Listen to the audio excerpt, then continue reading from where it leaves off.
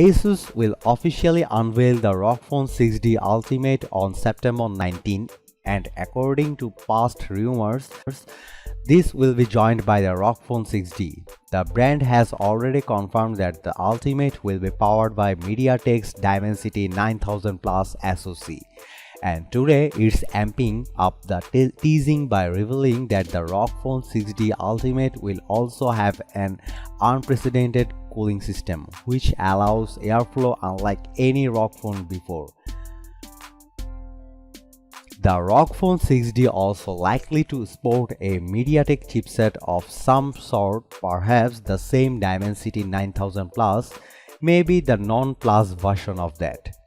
We will see, but we are basing all of this on the assumption that the D in the name standards for Dimensity.